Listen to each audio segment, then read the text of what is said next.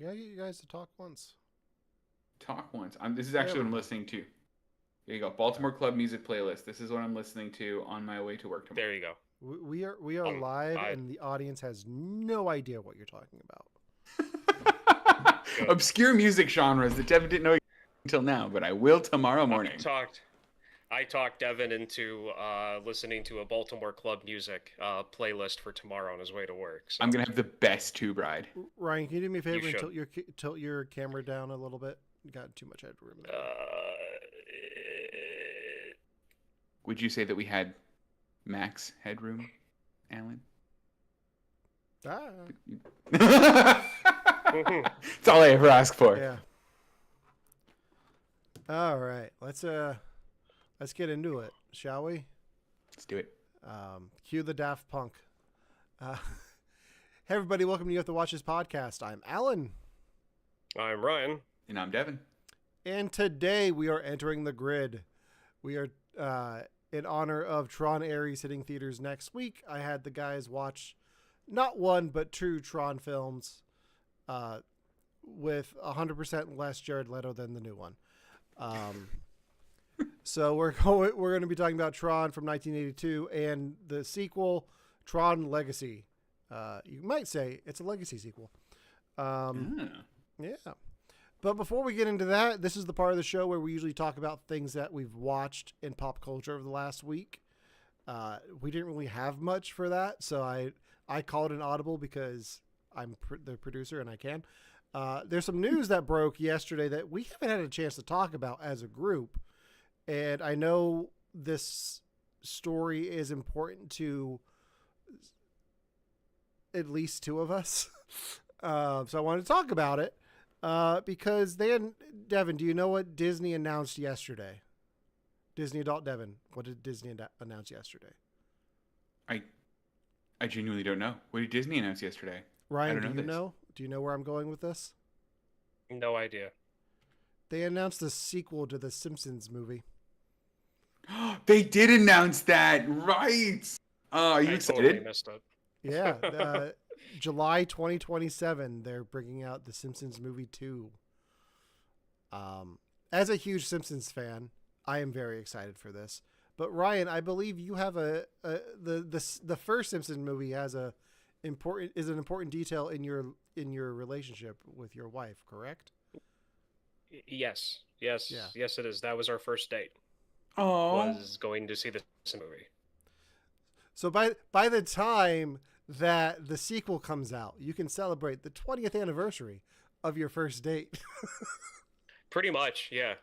Wait, it was that long ago? 2007. Yeah, we met in 2007. Guys, what happened?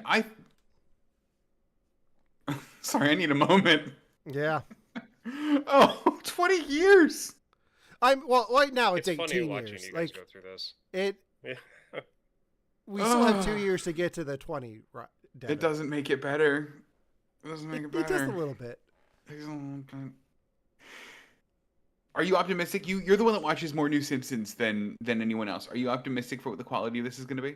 I am very optimistic about this. The newer Simpsons has been very hit or miss, but when they hit hard.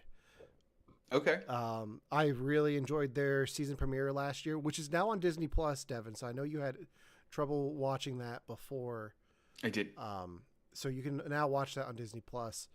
I've really enjoyed the specials that they've done. I thought they did a really good job with the finale last year where they killed off Marge, but didn't kill her off. Like it was a flash. Of course forward. They didn't. And then it premiered for the new season last week, and I saw articles online like, hey, Marge is back. Like, no, duh. Like, come on.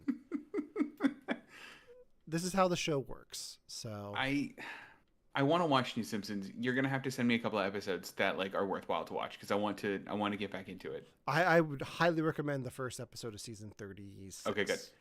I need you to know that I have a friend that whenever I say the word monorail, she will go monorail, monorail, monorail. So we're like, we get it. My brain went there automatically. So good. Like even before you started chanting it.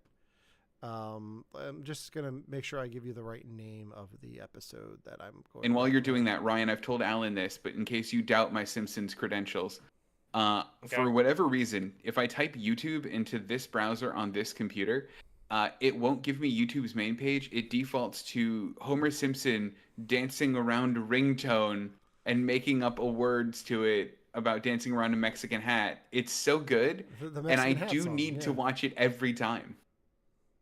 And that's why it shows up every time. It is. Well, it knows. Like, it now is, like, core to my YouTube algorithm, which, like, it pretty reflective of me as an individual, probably. But still, I, didn't expect it to happen, and it won't stop. I feel like I sent that to you at one point, and that's I think it must have come from you. I don't know why it's stuck in my browser history, but it's now, like, the thing. So the one episode from last season I can highly recommend is the first episode. Okay. Bart's birthday. Okay. I would check that one out. So I have it. Perfect. All right. Yeah. So I'm excited for that. So, Simpsons sequel. Yay. Yeah. That'll hold me over between Doomsday. Actually, no, that'll be after Secret Wars. So I have something to look forward to after Marvel Secret Wars. So, you know what I thought the news was going to be, by the way? I thought the news was going to be the announcement of the 100% tariffs on foreign movies and the fact that y'all are never getting another Paddington again. How does that make you feel? I'm going to get the Paddingtons. I'll have so many Paddingtons. You won't have any. So the tariffs that he's talking about would be on any production. So if that happens and Avengers Doomsday, which was shot in London, right, that would count. They're like here. They're here now. They're like there. I know they're here shooting it right now. Yeah. Well, they're not shooting it right now. They wrapped like 2 weeks ago. But so yeah, that would go in on any film shot outside the USA. So it wouldn't just be Paddington. That's what it was. Yeah. But you also won't get any more Paddingtons. They'll be for me, just for Devin. Did you see the last Paddington, Devin? In Peru? Yes. I saw the poster for it standing outside of the Paddington Experience. Does that count? That definitely affects the box office 0%. Shoot. What a shame. You have failed as a Brit. I am sorry. What other British things can we withhold for you? Monty Python. Haha. Yeah, when's the latest one of that ever going to come? Good luck getting your John Cleese fix. I mean, they're re-releasing Casper. Oh no, he's not in that. One of the other British guys is. One of the other guys is. They just ended Downton Abbey, so like we're good. Like you're good. You know what? Can you do me a favor though? Can you guys keep James Corden? You can have him. Nope. We don't want him. No, we don't want him back. We're good. No. All this late night stuff going on, I blame him. Like, I do too. He's the one to blame. Yep. Yeah. It started with Gavin and Stacey and all downhill from there. When it was Craig Ferguson on the Late Late Show, it was fine. He did such a bad job. He was incredible. I actually really liked Craig Ferguson. Yeah, and then Corden came in and they canceled the show, and now look at what's going on. Correlation equals causation is all we can say. No one will argue with that. All right, let's get into today's main topic. We're doing a double feature on the Tron films. We're going to start with 1982's Tron, which I have the posters in the wrong order. That's fun. So each week on You Have to Watch This podcast, we make each other watch movies one of us has never seen before. This week, my pick was because I wanted to talk about Tron Legacy. I decided to make the guys watch both films. We're probably not going to talk about the first Tron. We're going to split it pretty evenly, I think. I thought there wouldn't be much to talk about with the first Tron, but then I watched it against. Oh, there's a lot we need to talk about. Yeah.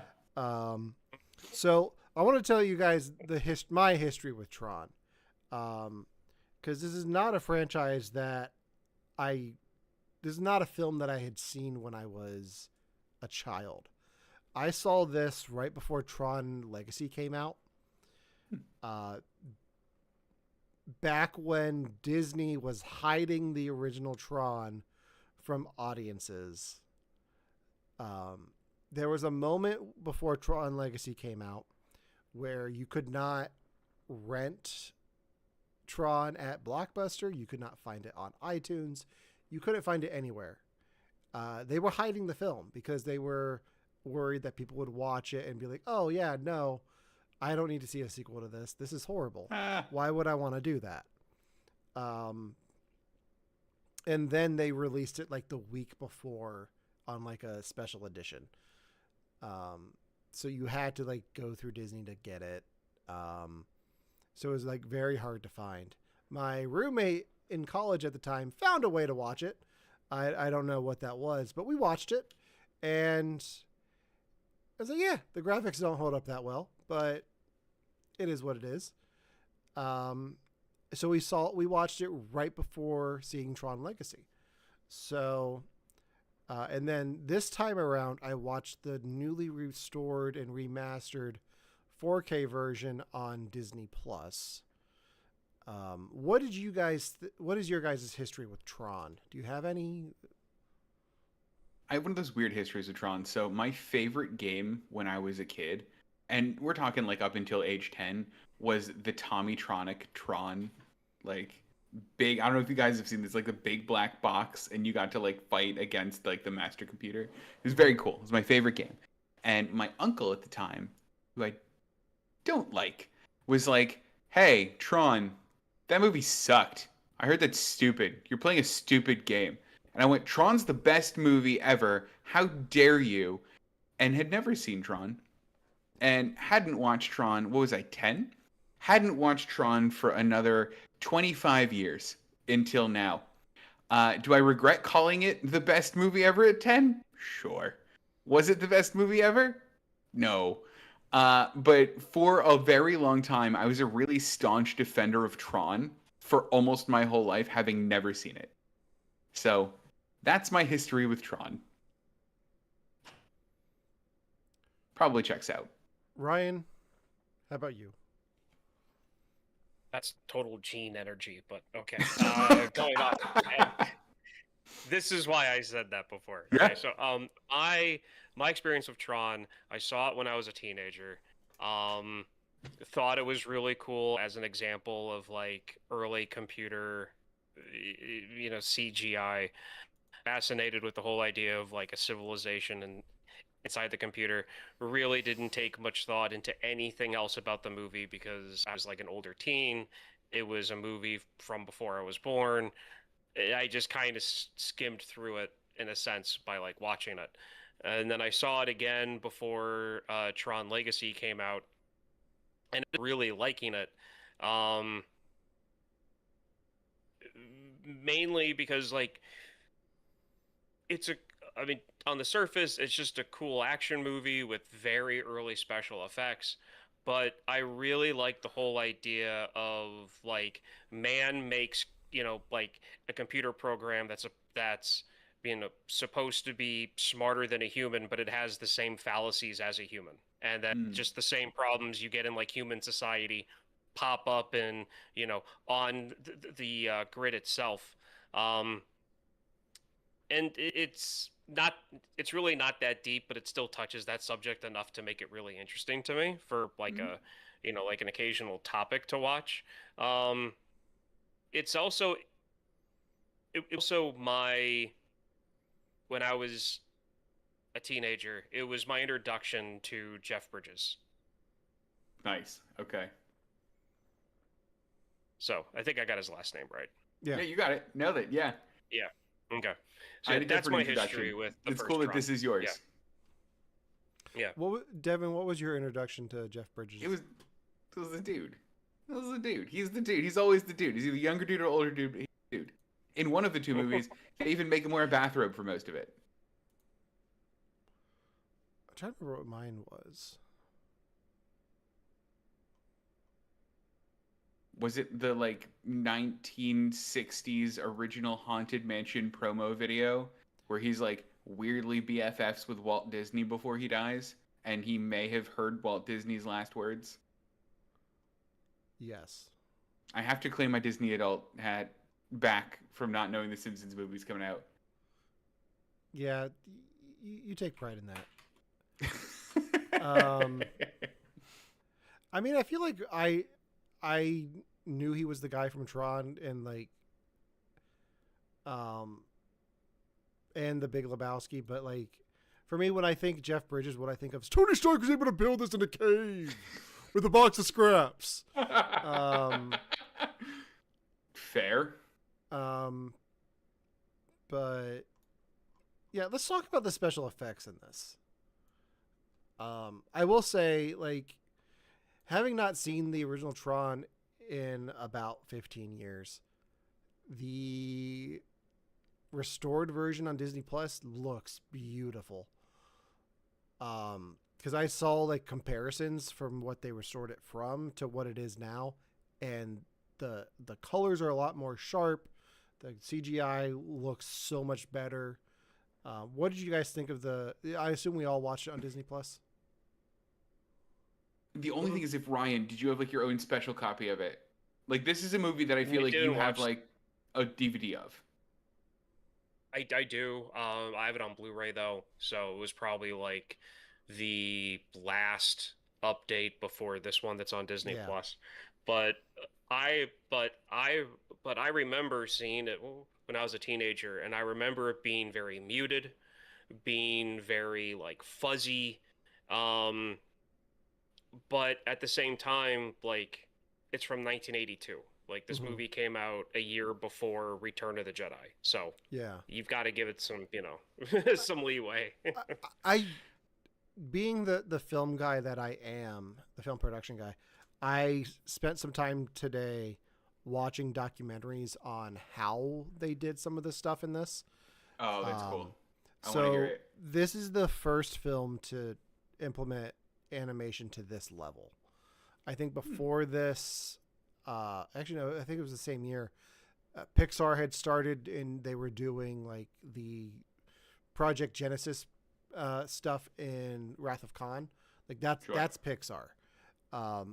For this, for the computer animation side of things with the light cycles and the ships, they were using graph paper and doing calculations of how many spaces is it moving, and they would like fax them over to somebody and they would do the animations, and then they wouldn't see it until they printed it onto film for them to see as dailies. That's what I love. That's so cool.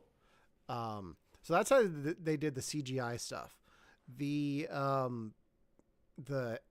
live action stuff when they're in the grid was all shot on black backgrounds, and they matted it out and then went in and animated all of the circuitry on the suits. So that's backlight animation.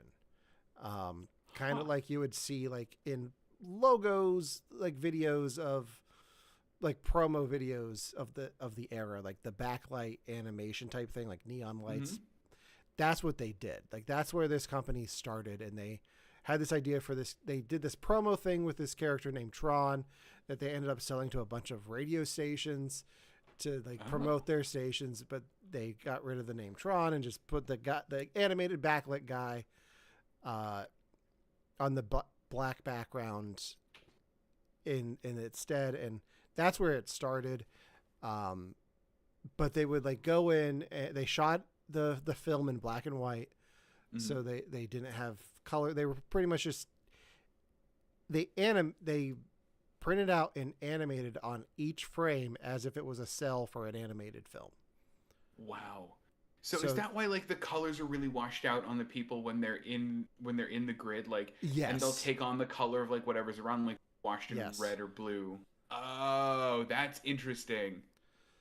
So I was watching this like I need to look into this because I want to talk about this on the show, because I was really curious to see how they did it, because there's a different technique that we can talk about. I wish we had talked about when we did Mary Poppins. They Oh, is did it about like how they animate in real life too? Well, no. So what I was curious, Disney had this technology for what they called the sodium vapor process, where they, if you look at what makes the Mary Poppins stuff different from any other like chroma key green screen type stuff, is if you look at her veil on her hat, it's transparent, and it's very hard to do transparent stuff on green screen or blue screen. The way they shot that was with a process called sodium vapor. So they would light it with this. They would light the background with this certain kind of light that's made from sodium, and it gives it like an orange tint to the background. And then you light your actors how you want them lit, and then you shoot the film. You shoot through a prism on the two different reels of film. One is set to pick up the sodium vapor light, and the other one takes out the negative. So you're ending up with like the negative and positives on two different film reels. So you have the person, but you also have like the cutout of them that you can go in and animate later. Interesting. That's pretty cool. So they've just recreated this recently. Like in the last year or so, somebody went ahead and like created this on their own. They only ever made 3 crystals for this prism, and Disney lost them all. So I was like, I wonder if Tron was something that they did that with. It wasn't. They did this. They kind of did the same thing, but they did it by printing out each frame of the black and white film, where the suits were white and the backgrounds were black, and drawing it on that way. Hand animate. That's insane. There's a crazy amount of work. Yeah. So for being the first heavily CGI animated portions of this film, a lot of it was still hand drawn. That's crazy. How much redoing, and you guys will know this because you guys maybe more than I would have. How much is renewed or is new about the new version of it, about the 4K version that we saw? Because like I just saw like a trailer of the old one in like the light cycle race. Like the light cycles look very different in the 4K version that I watched. Did they completely redo those scenes? I don't think they redid it. I think they just restored them and went and cleaned them up. Okay. Because a lot of the times when they do things like this, they're rescanning it from the original prints of film into a 4K processor. And wow, okay. So they're like before they're getting it on the DVD. DVD is only 720p. So if you're scanning the film into that, it's going to condense it down. With 4K, you get a richer image, better colors, and they can go in and clean it up a lot more with the technology that they have and enhance it. Probably not with AI, but they have the tools to go in and clean it up. Got it. One of the things that struck me about the visuals in this, and this is me not having seen the original with the exception of like the one trailer that I like before I got on the podcast today, I almost think that, and this is me being ignorant, the movie would benefit from a lower resolution. Because I wonder if like it being a little grainier, it being a little less clean, it being a little more washed out and less vibrant would hide some of the like the cracks around the edges of that style of animation, right? Like, Did you guys get the sense that we saw too much in this? I don't think so. I No? I was a big fan of how it looked on the restored version. Ryan? Yeah. I mean, I kind of view it the same way. It's I just looked up like some side by side comparisons from like scenes of like what they did compared to what it was like in 1982, and all they really did was make stuff like they rounded off edges and pretty much made stuff look a little bit more glossier, and I feel like that is different enough to kind of counteract some of the like bleeds that you might see in some of the edges of the color and the black and white. That, and I really don't state this.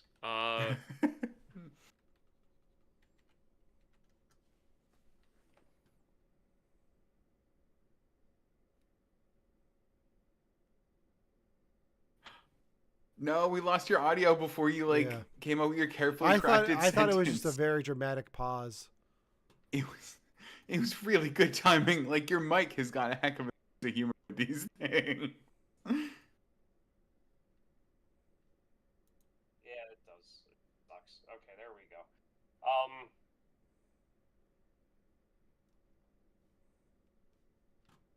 Me saying something? There we go. No, there it goes. I'm back. Okay. So, I feel like at a certain point, old movies do not need to be kept up to modern day standards. Mm-hmm. And so, like, at a certain point, I think it's okay just to let an old movie be an old movie. And it doesn't necessarily need to be, like, revamped. So, like... I agree that not everything needs to be cleaned up completely.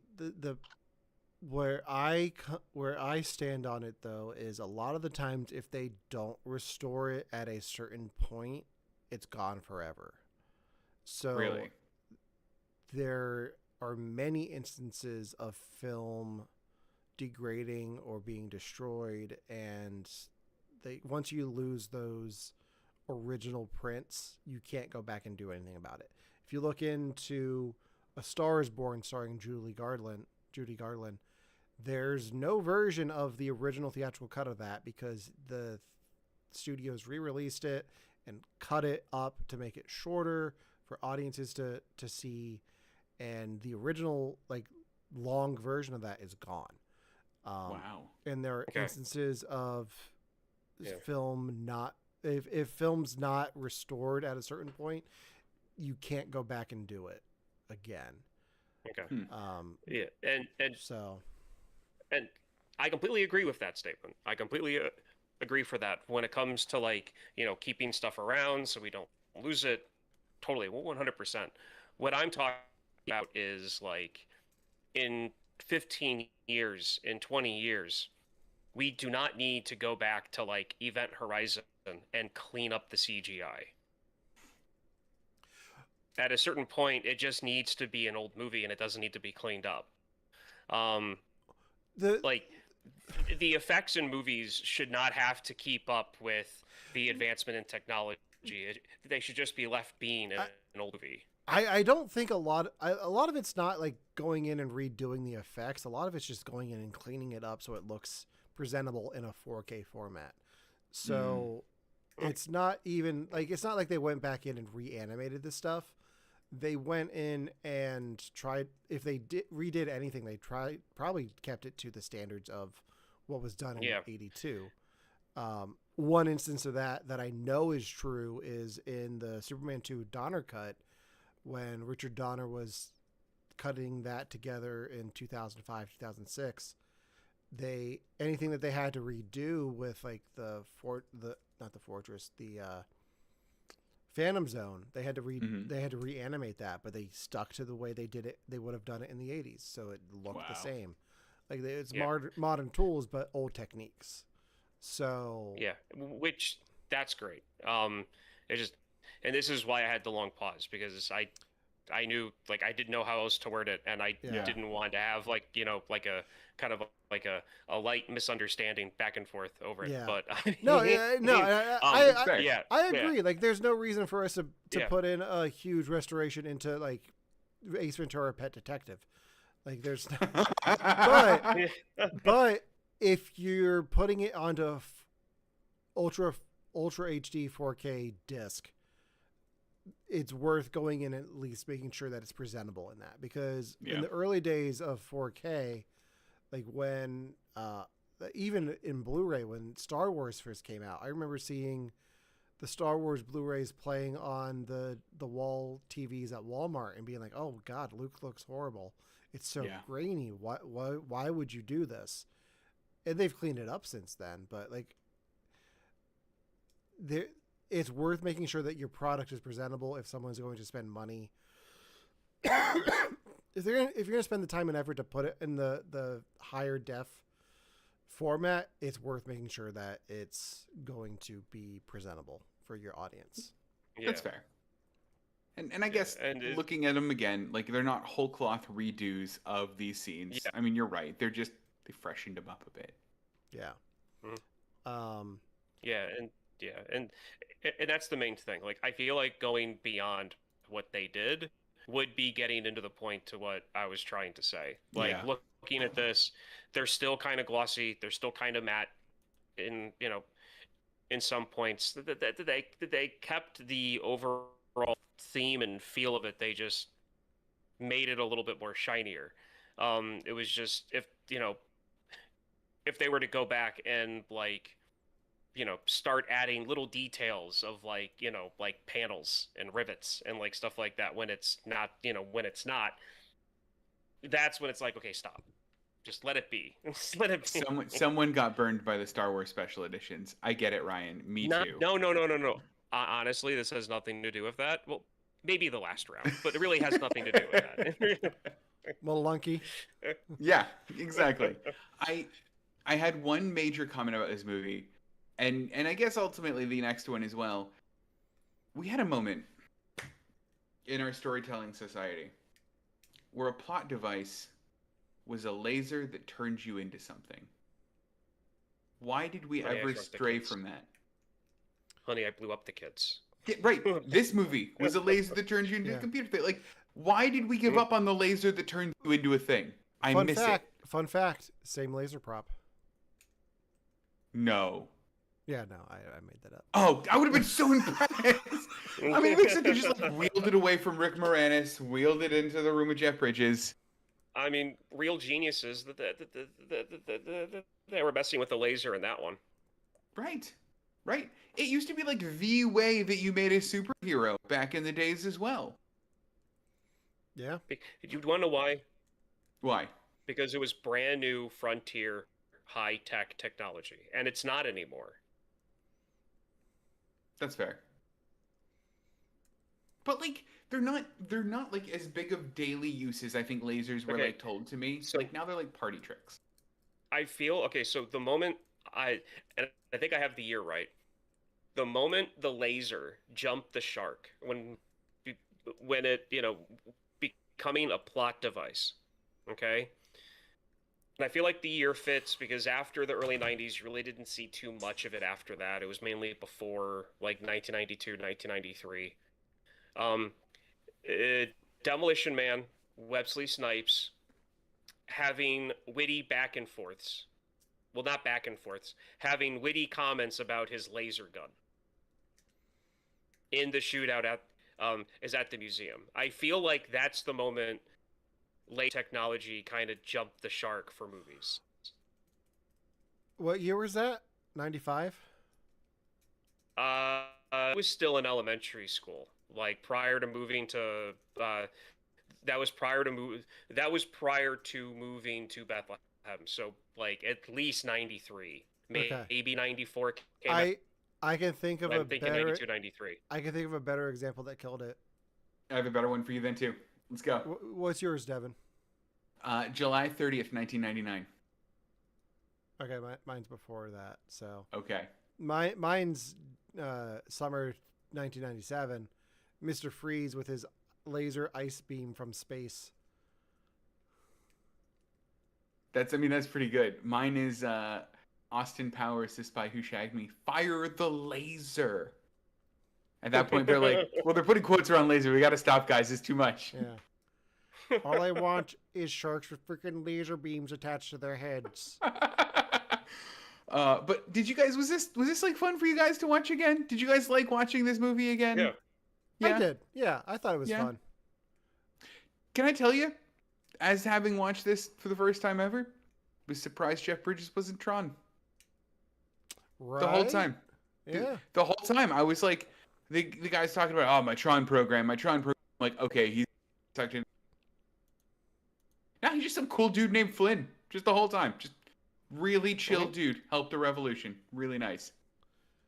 He was basically the dude. He was the dude. He was the dude. You know what? And I already love Jeff Bridges. I knew that I would love him in this. It makes me love him more. I had another moment in this, and I won't get into the full chapter and verse in this, where I had heard a punchline of a joke like 20 years ago, and now just got it having watched this movie. I was in a scenario where someone goes, "Does she still leave her clothes on the floor?" And I didn't know they were quoting something. I thought they were just being a dick. They were quoting Tron. Yeah, because you always defended it, so they wanted to quote it because you were such a staunch defender. I loved this movie before I saw this movie. Wow. This was fun. This was a fun watch. I don't know that I'm going to watch it again. I think that I have to be in the right kind of mood to watch this movie again. I don't know that it's going to make my standard rotation. Yeah, that's fair. Yeah? Is that how you guys are?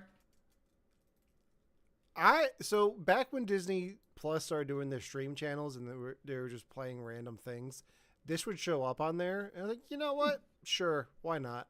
I'll put this on for a little bit. Like, it's something you could just drop into, and it's not too lore heavy, and it's not the ugliest thing to look at. No. Ryan, is this like a rotation one for you, or is it like, every once in a while? I did the same answer as Alan. Like, I don't really do the whole like live channel thing, but like Tron, the original Tron does better when you put up against less things to choose from. So like, if you give me 10 movie, it's like, okay, I have a movie tonight. Okay, you can only pick from one of these 10, and Tron is in there. Tron might win out. Yeah. But if you give me like a whole streaming service, like if I log into Disney Plus, Tron is something that I'm like, oh, cool, Tron, and then I keep on going. I think my big takeaway from the movie, and the thing that I think I loved the most about it, that would make my rotation more, is the optimism towards computers and like the internet in general that we had then. Mm-hmm. Like the internet, like this is Tron. He fights for the users. Like computers are for users, not for this big corporation. It's not that anymore. It's not where we're at as a computing society. And I miss that like optimism of like, yeah, the computers are for everyone. Well, let's take a step away from 1982 and let's jump ahead to 2010 with Tron Legacy. Starring Jeff Bridges, Garrett Hudland, and Olivia Wilde. I saw this in theaters. I think I saw it in 3D. Wow. I remember seeing it at the Chambersburg Mall because that was the theater near where I was going to school.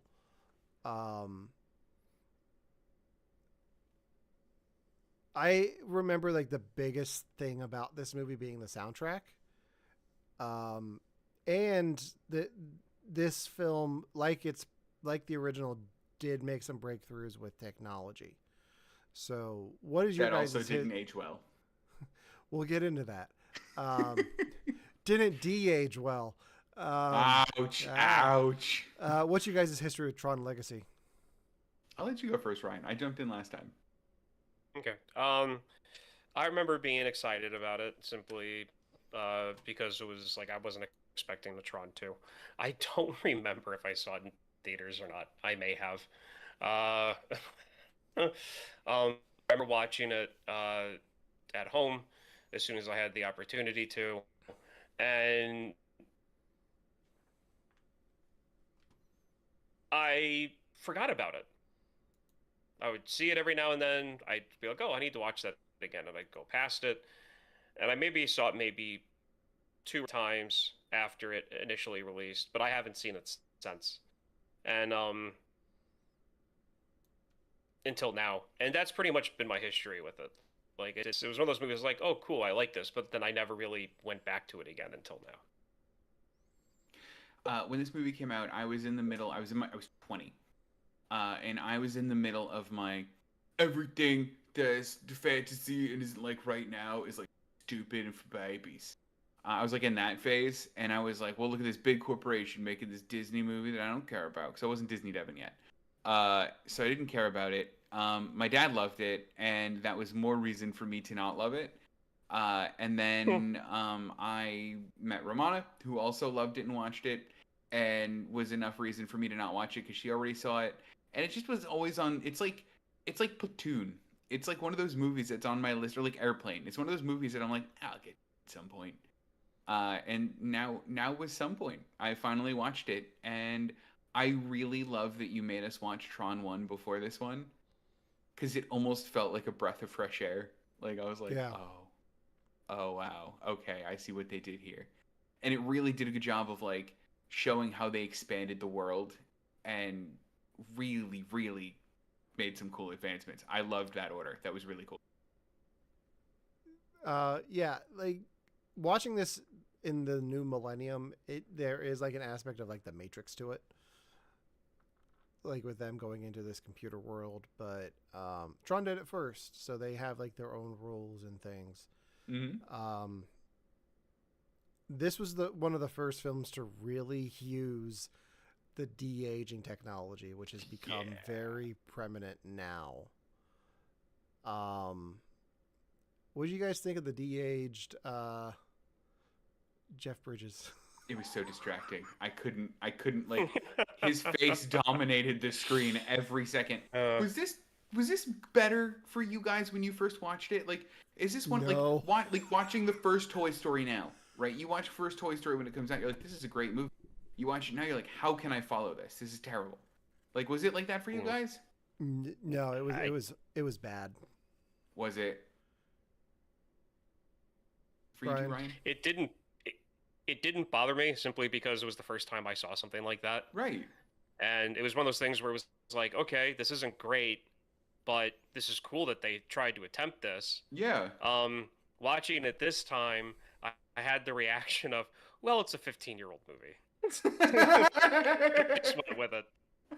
I mean, that's fair. And, it wouldn't be I do sincerely, it wouldn't be a Tron movie unless there was, like, some part of it that was, like, technologically hokey, that doesn't age well even 10 years after they did it. That, I feel like that's part of Tron, right? Yeah, that's why they cast Jared Leto in the new one. But it's also pioneering. I was going to say the same thing with Jared Leto. It's like Tron's like a car. Tron's like a model of car that the car company is like the first to like put new tech into the car, but it sucks, and everyone's like, why are you trying to put this into a vehicle? This is stupid. It never works. It always breaks. I'm always at the garage. But then in 10 years, all the cars have that option, and it works perfectly because that first model attempted it, and they were trying to work on it. I feel like that's what Tron is. I can see that 100%.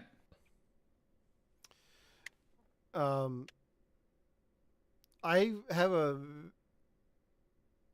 strong memory of Olivia Wilde leaving house to be in this movie.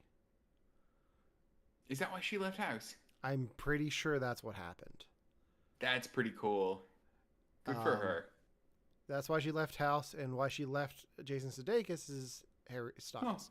I thought you meant this movie too. I was like, Jason, no. Yeah, I remember her like going off to be a big movie star, and like she left house to be in Tron. Like, even high school Alan was like, really? Like, I remember this movie being huge though. Like, I remember the marketing going hard for this. I remember, like, I don't know, I thought a lot of people were really pumped for this movie. Did it do well? I don't remember. That's a great question. Let me pull up the box office. I think I remember seeing the box office, and it was better than I thought. I just can't remember what the numbers were. Okay. So opening weekend it made $44 million. Gross worldwide, $400 million. All right. So that's pretty good. Pretty good. Doesn't explain why they waited 15 years for a sequel. Because they needed a lot more. Yeah, $170 million budget. So, I don't know if that includes marketing, because marketing was a big thing for this. Yeah, I remember that. Especially with them getting Daft Punk to do the soundtrack. Because that was the big thing. Which made me so happy. Yeah. What did you guys think of the soundtrack? It was striking for me, the soundtrack in this, because like a lot of the epic moments, like the beginning, right? The beginning part where like Sam Flynn jumps off of the building and then like deploys a parachute and like tries to get on a motorcycle. Like that could have like been scored like a XXX movie, right? You could have had like DMX rapping over that scene and it would have fit just as well. But they went for something very different that I wasn't expecting. And like I thought it was it gave the movie a really interesting tone where like yes, exciting things were happening on the screen, but the score never like crescendoed in the same way that like I think I expected it to. Did you guys have that?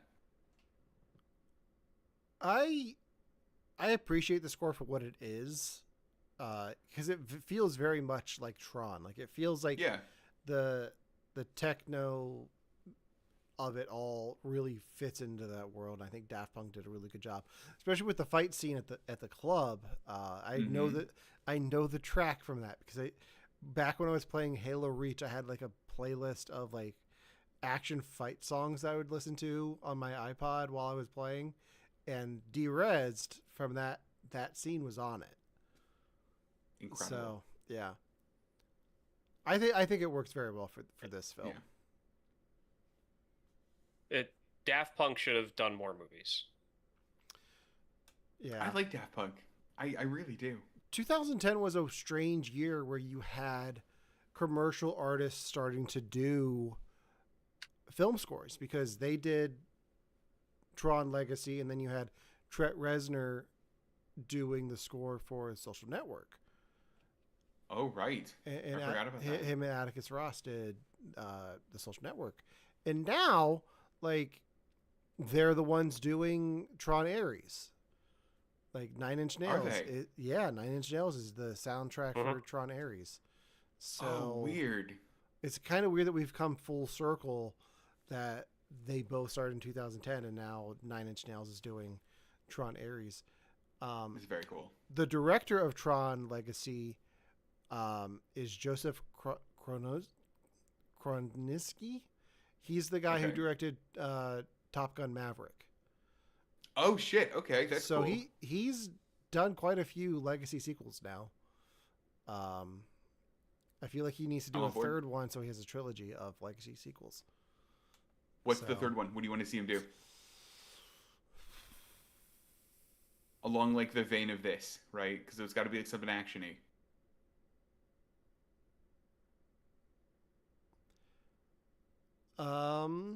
Let's go. All right, so he did.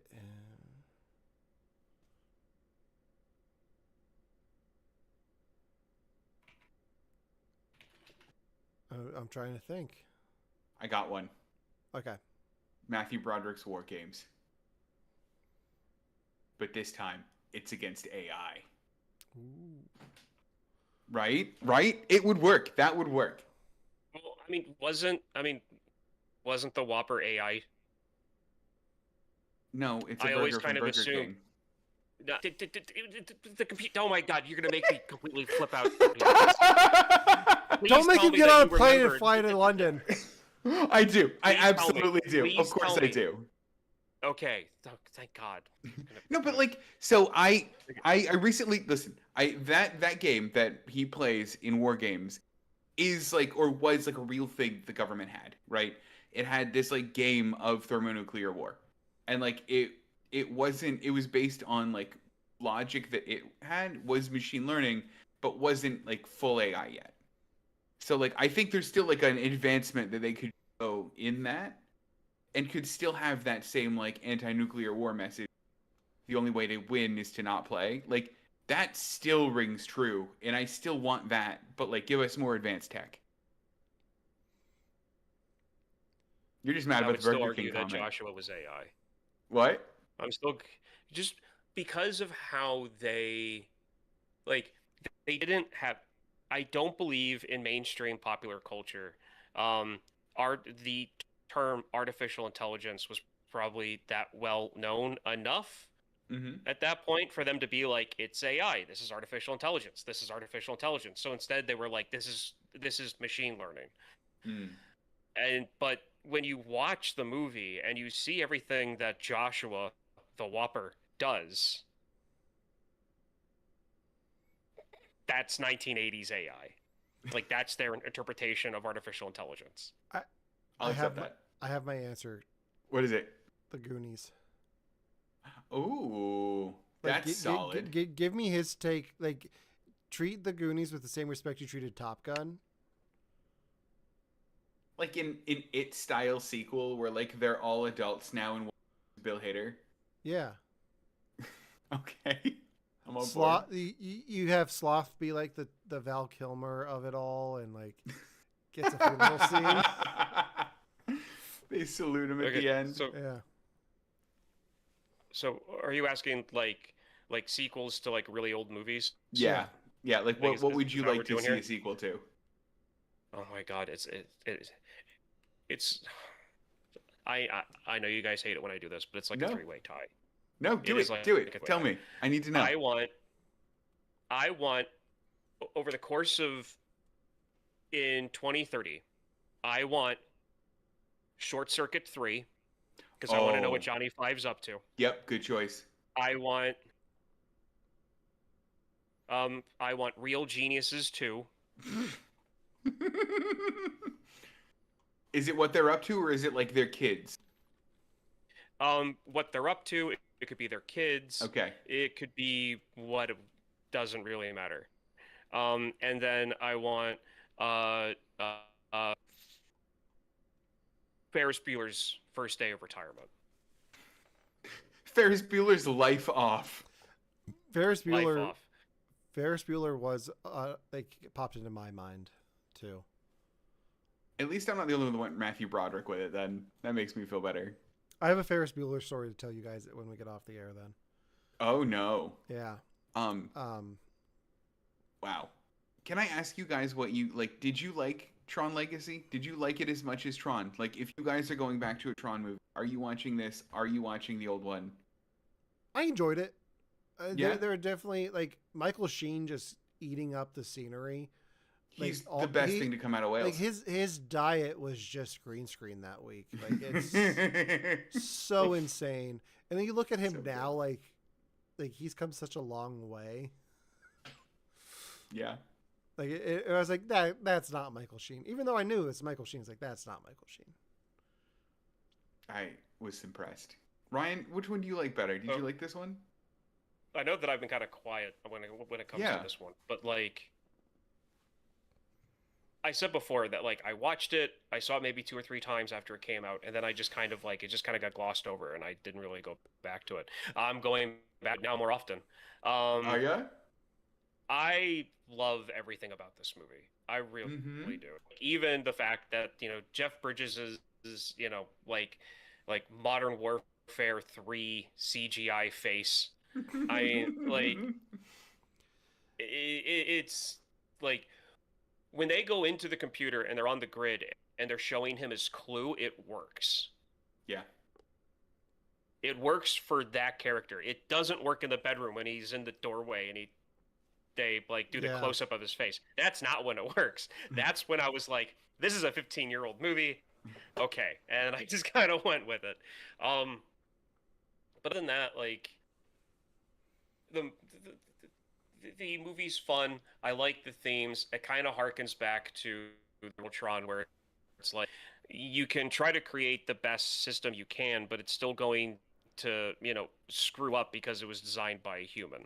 Like it's gonna have issues, and that's what Clue had. He had his issues, and like I loved the geekiness of it. I loved the corniness of it. I love the fact that a Clue had that weird butler guy that had the funny face shield. Yeah. Just everything about this movie is just fun. So this is definitely one that I'm going to be watching a bit more often than what I have for the past like 13 years. Well, to your point of the plot of it, I liked what it was. Like, I liked the fact that Clue was like, you gave me a directive. It's to do this. And I'm sorry that my vision of what this doesn't match yours, but I'm right. Because, like, that's, like, the conversation that people have about AI now. They're like, what if AI decides, or is like, its edict is to make a perfect world, and it decides that that perfect world is better without humans, or whatever. Like, these are, like, the doomsday scenarios that we all talk about emerging technology anyway. So it's cool to see that translated into this like sci-fi fantasy world. Like I thought, and I like that. I like the difference in opinion. I think if I had to, and this probably is shitty of me, if I had to like not like something about the movie, it's Garrett Hedlund. I didn't love him. Like he was fine, but there were some times where I'm like, I don't know, he's not like in it. Yeah, he, especially when you like have him like in the grid with his dad, like Jeff Bridges is just like he's just playing the dude here, and yeah, but they have him in a bathrobe. Yeah, and then you have Olivia Wilde, who's also like kind of quirky and doing her own thing and like this weird character, and then you just have him being stone faced. It doesn't really fit. Like it's kind of jarring compared to the other what he's surrounded by. Yeah. For me, I guess that didn't really bother me too much, and I think the reason why is because from the get-go they set him up to be this like rich, like trust fund kid. Yeah, I mean fair. And that's what he looks like. He has a rebellious streak, and that's really all it is. Other than his, rebellious streak and like not cliff diving, but you know what I mean, like off the building, doing that, like he was just, he's like, he has all the money in the world, and his apartment is a refurbished garage on the riverfront. Yeah. And so like, okay, this kid's all about aesthetics. That's it. So Devin, my question for you then is, even if you didn't like him, are you interested to see where his story goes from here? So is the sequel his story? No. So honestly, no, I'm not. Him and Olivia Wilde like got out of the grid and they rode off together on a motorcycle, and like I don't know, what was their plan? Was it gonna like, did they have a plan, or were they just like, we're driving now? Like I don't know. They never talked about a plan. Yeah, I didn't think they had. Like, he was going to take over the company, but there was no other plan besides him showing up at the board meeting. And he was going to show her trees. That's true. I'm really expecting Tron Aries to do like the recap of what happened between this one and the new one, where it's just like Sam Flynn died on a motorcycle accident in the Redwood Forest. Like seconds after this movie ended. There was an unidentified Jane Doe with him. We don't know where she came from. So, as far as I can tell from marketing, we're going to talk about Tron Aries for a second. The only character that carries over is Jeff Bridges. The best one. You got the best one. Hey, that's just like your opinion, man. Like no, it's not. Question. Hold on. This is me being dumb. I watched these two movies so close together. Did they show or talk about how he survived the first one, the end of the first one? Who? Flynn. No. Because he like sacrifices himself by jumping in to distract the thing. Correct. How did he survive that? I think that just kind of puts him through the portal and sends him home. All right, fair. Totally fair. Okay. I guess I just assumed he died or de-resed. Yeah, no, because he jumped in and they show him like hover. And then he like it turns Master Controller blue and it opens up a gap for Tron. And then once the disc goes in there, Jeff Bridges then flies up through the beam and is at the other end. Oh, okay. Fair. Okay. And then I guess we didn't see him die in this one. He just kind of like stayed behind. Yeah. In the grid. So he's kicking around. We also didn't see Tron die in this one, so. No, we didn't. It was off screen. So